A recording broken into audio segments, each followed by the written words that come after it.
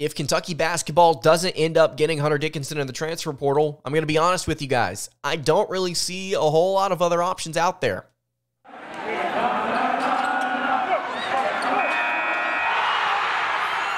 You are Locked On Kentucky, your daily podcast on the Kentucky Wildcats. Part of the Locked On Podcast Network, your team every day. All right, what is going on, Big Blue Nation? Welcome on in to Locked On Kentucky, your daily Kentucky Wildcats podcast. I'm your host, Lance Dawe, writer for Sports Illustrated for various SEC-related things. But on this podcast, we take a dive into all things Kentucky athletics. On today's episode of Locked On Kentucky, we're going to be looking at some other transfer portal players that the Wildcats could be pursuing instead of Hunter Dickinson. A couple of you have asked about this recently, and I'm going to dive into that topic today. Also, something that I mentioned, I believe, last Friday, Zoom Diallo, brother of Hamidou Diallo, is currently apparently a prospect for the Kentucky Wildcats. Going to talk about him, going to talk about what we've seen out of him and what Kentucky's recruitment looks like with Diallo. Thank you so much for making Locked On Kentucky your first listen every single day. Want to remind everybody out there that we are free and available on all platforms, and I want to thank you guys so much. To start off today's episode, we have officially reached 4,000 subscribers here on the YouTube channel for Locked On Kentucky. It is just so crazy to me to think that 4,000 people have subscribed to kind of join the ride here. And I appreciate everybody that subbed recently. It's been a great time for the channel. I really appreciate everybody kind of giving their thoughts and opinions in the YouTube comments and on socials and on the podcast feed. Just kind of being very encouraging and just kind of asking good questions and having great conversation. I really appreciate hanging out with you guys, and it's a lot of fun for me to do this show every single weekday. So, transfer portal players to get instead of Hunter Dickinson. A couple of you have asked about this, and I'm going to dive into a couple of different players that Kentucky could be looking at instead of Dickinson, but I want to point something out here real quick for you. There are a variety of opinions out there about what Hunter Dickinson would be, and if you don't know, it's the transfer from Michigan. He's the top player in the transfer portal right now. There's a lot of opinions out there about what he would be relative to Oscar Tshiebwe returning. I told you on yesterday's episode, if I had a lean, I would choose Dickinson, but to be honest with you, I don't really see there being a sizable gap between what these two players would do elevation-wise for this program in 2023 because of all the other players that are going to be asking for the ball and scoring moving forward. If I'm not mistaken, Tristan Ferris, friend of the program, recently put out an article kind of giving his thoughts on Tshiebwe and Dickinson and essentially saying that he'd rather have Tshiebwe back, and he explained his reasoning why in the article. Would encourage you guys to go check that out. It's a differing opinion. Again, I don't feel strongly at all about mine, but there's a lot of nuance to what could happen here. There's a lot of different things that could unfold, and I think that at the end of the day, if Kentucky picks up somebody, anyone, they're probably going to be solid and they're probably going to be okay for the Wildcats. Second thing I want to point out here before I dive into this, Hunter Dickinson is the best player in the transfer portal. Full stop. So anybody else that Kentucky gets, they may be a better fit for the Wildcats, but I don't think they're going to be a better overall player. I don't think that there is a better overall player in the portal right now.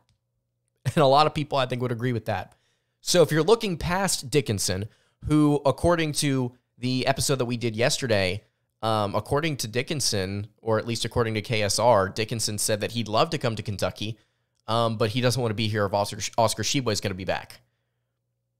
So if you look past him, there's some players that you could be looking at and saying, okay, maybe we pick them up. But I'm not going to lie to you, there's not a lot of great options. So you've got Dickinson at the top, Kellel Ware, somebody else that Kentucky fans wanted the Wildcats to pursue. He committed to Indiana. Jesse Edwards from Syracuse committed to West Virginia. Graham Ike from Wyoming. Not a good fit for Kentucky, I wouldn't have thought, but he is currently crystal balled to go to Gonzaga. And we're going to kind of dive into some of these other prospects here as we work our way down the 24/7 Sports, the best centers in the portal here, because there seems to be a bit of a contradictory thought process when it comes to what Kentucky needs out of the transfer portal. Because I've seen, and I'm not saying that any of you individually are guilty of this, there is clearly a need for a fit here at the center spot. There's also, nothing wrong with picking up the best talent available. But for us to sit here and say, Kentucky needs something niche, they need a defensive player, they need this, that, or the other, there cannot also be followed by that a complaint about a lack of ability to recruit high school prospects to fill that void, or the inability to recruit better players to fit that spot, saying, oh, well, this kid came from this no-name school, he can't be good, I can't believe this is what Kentucky has come to. Whereas you're also saying we need to pass up on Hunter Dickinson, the best player in the portal, because he doesn't fit as well. I'm not saying any of you out there are holding that opinion. I've just seen some people kind of go back and forth waffling on it. So we have to have a direct, clear path here. So if the goal is for Kentucky to get a defensive-minded player that fits well and can run in transition, maybe there are a couple of different guys out there that fit that mold, but there are not a ton. Just to be completely honest with you. That's part of the portal. I mean, that's part of reality with it.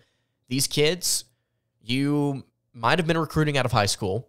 You might have been doing that, but more times than not, you weren't, and you're reevaluating them now that they've been able to go through college a little bit, and maybe the sacrifice that you make is they're not perfect fits, but they're really good players individually. So Kadin Shedrick is the first player I want to talk about here. He is a junior from Virginia. If you know anything about this kid, statistically, he's not a world beater, but he was solid. Averaged 6.2 points, 4 rebounds, and he shot 65% from the floor. I believe he only took 5 three-pointers on the season, so he's not going to be somebody that can stretch the floor for you. He got 43 blocks on the year, which is solid. I don't see this being somebody that runs the floor for you in a crazy way. He was more of a forward than a center for them last year at 6'11". He still, I think, could play the 5 for UK if they really wanted to at 6'11", 230. But he was good. He was good for the Cavs. He had 15 points in the loss to Furman in the NCAA tournament. Had 4 blocks in that game. He played really well. He would be somebody that would be, I think, a very solid addition, a backup to Ugonna Onyenso, or somebody to split time with Onyenso. But it doesn't look like Kentucky's pursuing him. According to 24/7 Sports, just 2 days ago, they wrote an article talking about how Shedrick has set visits to Duke and Texas among a few upcoming trips. For him, he's also going to take a trip to Xavier in Missouri as well here in the next coming few days. So Shedrick, I think, would be, based on what his expectation for a role with the Wildcats is, I think he'd be great. I think the sales pitch would be pretty clear as to what Kentucky would want out of him.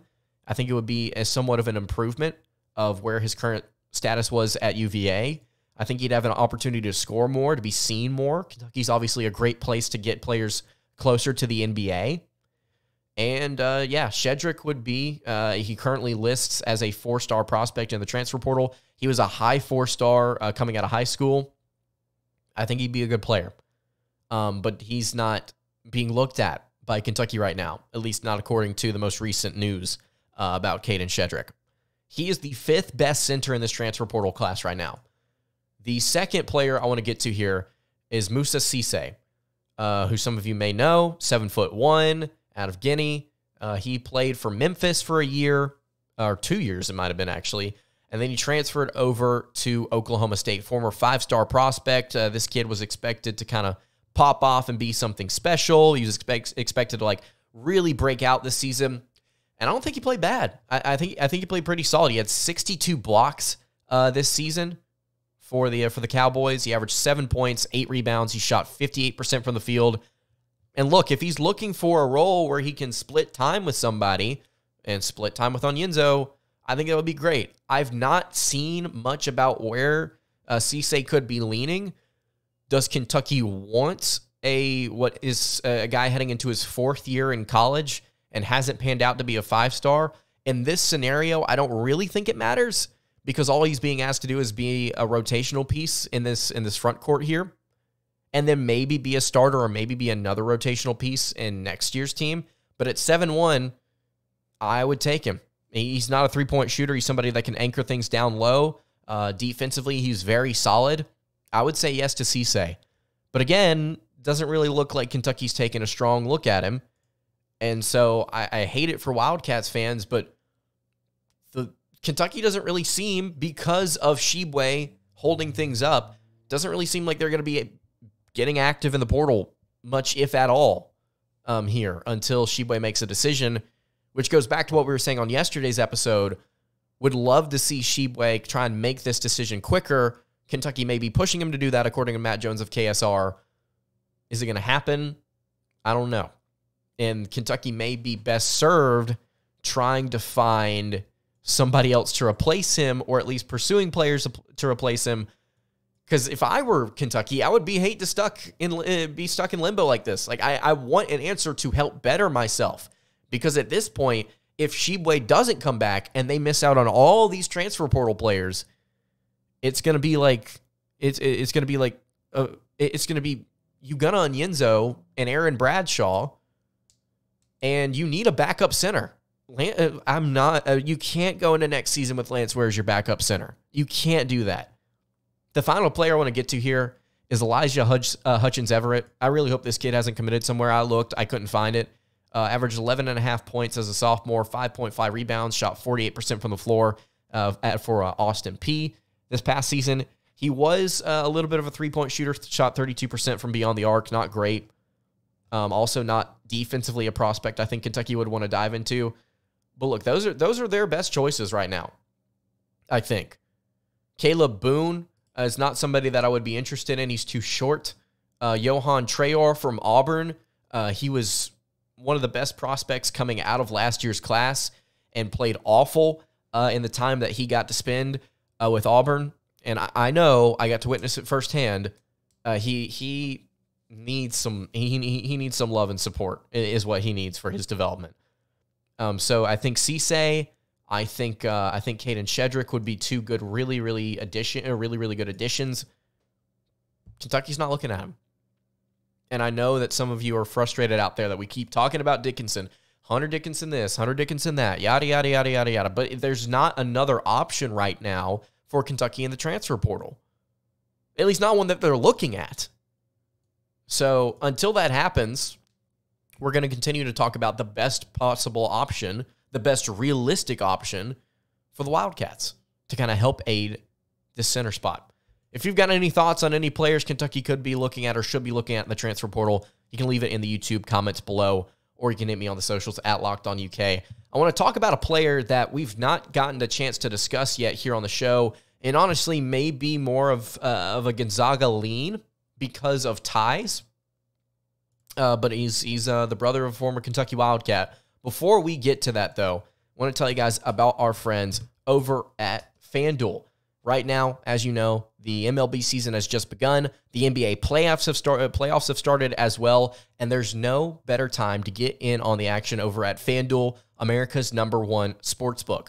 Right now, new customers can step up to the plate with a no-sweat first bet up to $1,000, and all you have to do is go to FanDuel.com/lockedon to sign up, place your first bet, and get up to $1K back in bonus bets if your first bet doesn't win. Like I said, I've been telling you guys, I really enjoy doing over-under props for baseball. It's one of my favorite things to do with FanDuel. And on top of that, you can do some different things with NBA as well. Steals, points, rebounds, overall performance for different players. You can do things for home runs, strikeouts as well. You can do a lot of different things over at FanDuel with their props. It's very, very fun. Don't miss your chance to get a no-sweat first bet up to $1,000 when you join FanDuel today. Again, FanDuel.com/lockedon to sign up. That's FanDuel, the official partner of Major League Baseball and the NBA. All right, continuing along here on the Tuesday edition of Locked On Kentucky, Lance Dawe hanging out here with you. So Hamidou Diallo, obviously a former Kentucky Wildcat, he has a brother right now in the 2024 class that could be a Kentucky Wildcat prospect. In fact, I do believe he is. He's drawing interest from Kentucky, has been for quite some time. He's been taking official visits elsewhere across the West Coast. He also took a visit to Florida State. But I think that Kentucky, if they wanted to really pursue this kid, they could get him for a couple of reasons. Number one, I think that before we start breaking down what Diallo is and what he could be for next year's team, well, this kind of ties into that. Kentucky has 4 5-star freshmen on their roster this upcoming year. And then they've got a 4-star in Reed Sheppard. I would assume that Reed Sheppard stays. If he doesn't, Kentucky's going to really, really be hurting at the combo guard or shooting guard spot next year. And Diallo would be, as the number 9 player right now in the class, he would be a great fit. If you talk about strong, physical guards that have some height to them that can shoot, I think that he is what you want for a UK player. He's got length and he's got that mentality. In the words of just about anybody, I wanted to pick out somebody specific, but I won't. To quote myself, he's got that dog in him. I'll say me, because I've said that before. So Diallo, 6'4", 190 pounds. He's out of Kernis Senior High School. Again, like I mentioned, the number 9 player in the 2024 class. According to 24/7 Sports, their composite rankings have him at the number 19 spot, so 10 spots lower. Again, like I mentioned, he's taken visits elsewhere besides Kentucky. Hasn't taken a visit for the Wildcats yet. Arizona, Florida State, Gonzaga. He's going to plan a visit to USC as well. Right now, I think Kentucky is just kind of starting to show some of that interest. A couple weeks ago, there was an article written about them actually just kind of identifying him and being able to talk to him a little bit. He had an interview with KSR in which he said, I think I fit pretty well in their system with just the fact that they have a lot of athletic guys that can go up and down and play really aggressively. They're known for producing a lot of pros that played in the NBA or are currently in the NBA. Coach Cal is a winning coach, a great coach. I've been watching Kentucky for a long time, just seeing that he puts faith in his freshmen coming in. Just watching him put his belief in the freshmen really means a lot. He also said, a place where I'm not only there for basketball, but where they care for me, playing in a playing style that I'm very comfortable in. And the article goes on to note that it's likely that Gonzaga and Arizona are 2 of the leaders here. Florida State obviously being in the mix as well, taking visits to all 3. Once he does get that visit here for the 2024 class, once he does get that visit for UK, I'm curious to see if things start to shift in the Wildcats' favor. He's been scouted by Kentucky. He's been scouted by 24/7, and I'll kind of give you my thoughts on what he is. Essentially, it's pretty much what 24/7 Sports has to say. Diallo is a power guard with a good positional size and strength, along with the early skill set and feel for the game to match. Very, very big, very physical. He kind of uses his body and his length to kind of help him out in what he does on the basketball court, which is what 24/7 Sports says. He's got good pick-and-roll instincts, uses his body well, both as a handler and finisher, showing good balance in body control, fluid release, shooting both off the catch and the dribble, and is a great threat both with his pull-up and beyond the arc. While he can get downhill, he also rarely gets sped up and does a good job of dictating his tempo. So that's what I wanted to say. It's not just that this kid is big and physical, but he's under control. It's something that you see out of really, really good NBA point guards. This is the Chris Paul comparison here, and I'm not saying he's CP3 in terms of his ability to distribute the basketball. I'm saying upper body control is something that I think you really need to focus on if you're going to be a top guard in both college and the NBA, or just anything, period. You need to be able to have that control and that consistency and that ability to move and contort your body in different ways. And you see that out of Diallo on top of the size.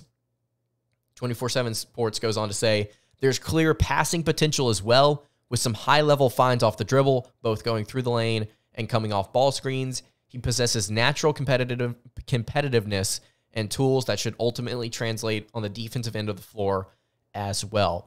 In case I didn't mention it, he is from Tacoma, Washington. So he is out west, taking visits out west. And Gonzaga, it makes sense that they currently are in the lead. If I'm not mistaken, one of their assistant coaches just moved from somewhere to Gonzaga, which kind of makes it even more of an interesting spot for him, potentially, if he was to be heavily pursued and eventually given a commitment by the Zags. But Diallo, I'm intrigued with because of what he could be for next year's team. Does Kentucky need him over maybe another player that they could be looking at in the class? I don't know, but he is the best overall point guard according to 24/7 for a reason, and I really like his tape. I think he's smooth. It's something that you see out of these top high school prospects. They're just able to do things that most other, even college players can't, which is just stay under control. It's very, very difficult to do at the high school level. It's very uncommon that you see it at the high school level. And it's something that I think Diallo could bring to the table for UK. It's something that they need out of their guard spot. Not just consistency, not just length, but they need that control and that pace. So, really interesting prospect, Zoom Diallo. If you got any thoughts on Diallo, or if you've got anything you want me to say about him, you can leave it in the YouTube comments below or hit me on the socials. And I think that's going to do it for today's episode of Locked On Kentucky. You can follow the show on Twitter at Locked On UK. You can follow me on Twitter at LanceDawe_, and you can follow the show over on Instagram. That is at Kentucky Podcast. Again, questions, comments, concerns, leave them in the comments. Hit me on the socials. I will see you all tomorrow for another episode of Locked On Kentucky. Hope you guys have a great rest of your day, and God bless.